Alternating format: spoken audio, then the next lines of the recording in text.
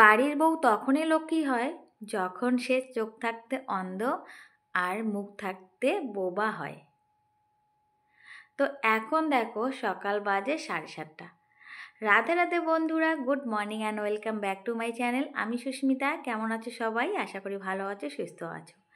তো এখন দেখো সকাল 7:30 আর ছেলে দেখো এদিকে রেডি হচ্ছে স্কুলের জন্য। তো আমারও কিন্তু সকাল সকাল একদম তাড়াহুড়ো করে, মানে সকালবেলার যে আমাদের তাড়াহুড়ো ব্যস্ততা থাকে সেটা কিন্তু হয়ে গেছে। তো ছেলে দেখো রেডি হয়ে গেছে, এখন ছেলেকে দিয়ে আসবো। তো ওই যে একটু আগেই দেখো আমাদের গেট খোলা হয়ে গেল, মানে বাইরের গেটটা খোলাও হয়নি। তো চলো এখন যাই রাস্তায়।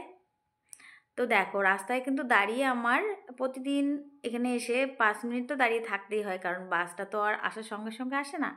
তো আমরা কিন্তু বাস আসার 5 মিনিট 10 মিনিট আগেই আসি। তো দেখো আমাদের হেলিকপ্টার কিন্তু এসেই গেছে। তারপর দেখো ছেলেকে বাসে তুলে দিয়ে এই দেখো কতগুলো শাক নিয়ে আসলাম। তো এখানে দেখো 10 টাকার লাপা শাক, 10 টাকার পালং শাক, আর সাথে একটা সুন্দর জিনিস নিয়ে এসেছি, তোমরা দেখো, কাঁচা টমেটো। তো কাঁচা টমেটো খেতে কিন্তু আমার খুবই ভালো লাগে, তো সেই জন্যে হাফ কিলো কাঁচা টমেটো নিয়ে আসলাম। আর কি বলতো, আমাদের পাশে যে দোকানটা আছে না, সেখানে কিন্তু শাকসবজি পাওয়া যায় আর খুব কম দামে পাওয়া যায়। তো আমাদের পাশে যেহেতু দোকান, আমরা কি করি, শাকসবজি একটু কম টাকাতেও অনেক শাকসবজি নিয়ে আসতে পারি। তো সেখান থেকে টুকটাক বাজারে কিন্তু নিয়েই আসি। তারপর দেখো এই যে চলে আসলাম বাড়িতে, এসে স্নান করলাম। তো এখন পুজো দেব। তো আমাদের গাছে দেখলে তো কত সুন্দর গোলাপ ফুল হয়েছে, তো সেখান থেকে আমি একটা বড় গোলাপ ছিললাম। আর কি বলো তো, ফুল তো পুজোর কাজেই লাগে, তাই না? আর সব ফুল যদি সাজিয়ে রাখি তাহলে ঠাকুরকে কি দেবো বলো তো? তো ফুলও কিন্তু চেষ্টা করে, মানে প্রার্থনা করে ভগবানের চরণে যাওয়ার জন্য, অনেক প্রার্থনা করে। তো সব ফুল তো আর ভগবানের চরণে পৌঁছতে পারে না, তাই না? তো আমাদের বাড়ির গাছের গোলাপ দেখো আমি কিন্তু প্রতিদিন একটা দুটো করে ছিঁড়ে কিন্তু এই যে ঠাকুরকে দিই। তো এই সময় কিন্তু ফুলও খুব কম। আর আমাদের না গাছ দুটোতে কদিন আগে এত গোলাপ হয়েছিল, মানে গাছ ভর্তি গোলাপ, কিন্তু একবারে সব গোলাপ ফুটে এখন শেষ। তো এখন এই যে গাছে দু একটা গোলাপ, আর আমাদের নিচে কয়েকটা গাঁদা ফুল গাছে কয়েকটা গাঁদা ফুল আছে, তো সেটা দিয়েই পুজোটা সেরে নিলাম। তারপর দেখো খুব সুন্দর রৌদ্র উঠেছে, আর এই যে দেখো আমাদের বাগান, ছোট্ট বাগান, তোমরা তো দেখেছোই। তো এখানে দেখো অনেক রকমের ফুল গাছ আছে, এই দেখো। তো সব গাছে কিন্তু ফুল হয়েছে, আর এই ফুলগুলোর নাম কি আমি এখন পর্যন্ত জানি না। তো এদিকে দেখো বরমশাই কাজে ব্যস্ত, মানে কাজ করতেছে। তো আমাদের মাটি ফেলা হয়েছে কয়েকদিন আগে, তোমরা দেখেছোই। তো সেই মাটিগুলো এই যে এদিকে নীলকচুর গাছ, মানে এই জায়গাটা একটু নিচু, তো সেখানে দেখো সুপারি গাছ, আরও অনেক গাছ আছে, এই গাছগুলোর গোড়ায় একটু করে দিয়ে দিচ্ছি। কারণ বর্ষার সময় জল উঠলে না গাছগুলো কিন্তু মরে যায়, মানে মরে যাওয়ার ভয় আছে আর কি। তো এর আগে একটা তেজপাতা গাছ কিন্তু মরে গেছে। তো এখানে দেখো লেচু গাছটাতে ফুল এসেছে, মুকুল এসেছে, তো লেচু গাছটার গোড়ায় একটু মাটি দেওয়া হয়েছে। আর এর আগে একটা তেজপাতা গাছ মরে গেছে, কতটা কষ্ট হয়েছে। তো এই যে পেঁপে গাছটা দেখছো, এটা কিন্তু কয়েকদিন আগে অনেক পেঁপে হয়েছে, তো এখন আর পেঁপে নেই, গাছটা একদম মানে এর আগে ঝড়ে পড়ে গেছিলো। তো সেটা পেঁপেগুলো এখন নেই আর কি, তো শেষ হয়েছে। তো সেই জন্য গাছটা এখন তুলে ফেলছি, কারণ যেহেতু গাছটা পড়ে গেছে গাছটাকে আর রাখা যাবে না। তো সেটাকে এই যে কেটে বরমশাই এই যে আমাদের দেখো পাশে এই জায়গাটায় একদম নোংরা দিয়েই ভর্তি, মানে নোংরা আমাদের জায়গায় রেখে দিই। তো এই যে কলটা পাম্প করতে না আমার এত কষ্ট হয়, তো আমি তো মাটির মধ্যে এতক্ষণ ছিলাম। তো বরমশাই পাম্প করে দিচ্ছে আর আমি পা ধুচ্ছি দেখো। তো কলটা না একটু পাম্প করতে খাটুনি হয়। তো এদিকে দেখো বরমশাই এখন এই যে একটু একটু করে মাটিগুলো গাছের গোড়ায় দিচ্ছে। তারপর দেখো আমি ঘরে চলে আসলাম। তো ঘরে আসলাম এখন, এই যে ঘরের কাজকর্মগুলো করব। তো অনেক দিন হয়ে গেল এই যে কাজকর্মগুলো করা হচ্ছে না।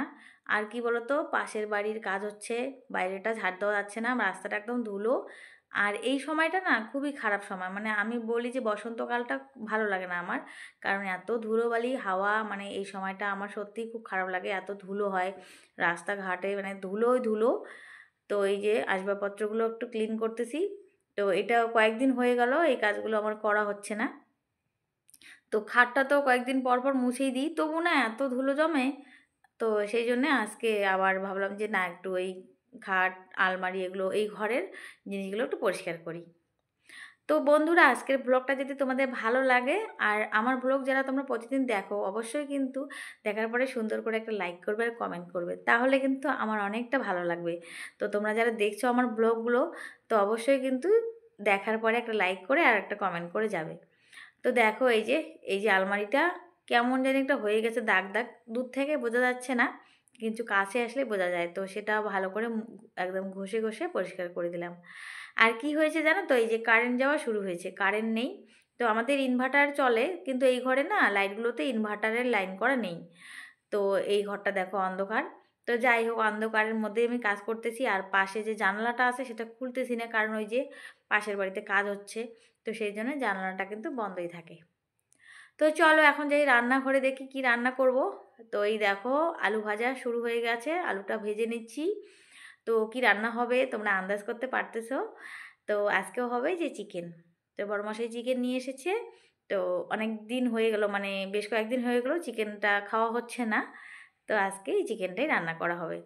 তো দেখো আমাদের কিন্তু যেদিন করে মাংস নিয়ে আসে অনেকটা, কারণ আমাদের যেদিন করে যেটা রান্না হয় সেদিন করে অনেকটাই রান্না হয়। চিকেন রান্না করলেও আমরা 3 বেলায় চিকেন খাই। আবার মাছ রান্না করলেও আমরা 3 বেলাই মাছ খাই, ডিম রান্না করলেও আমরা 3 বেলাই খাই। মানে আমাদের যেদিন খাবো সেদিন ভালো করেই খাই আর কি। যাই হোক, তো 1 কিলো মাংস নিয়ে এসছে। আর আমাদের মাংস নিয়ে আসলে কিন্তু ওই 1 কিলো করেই নিয়ে আসা হয়।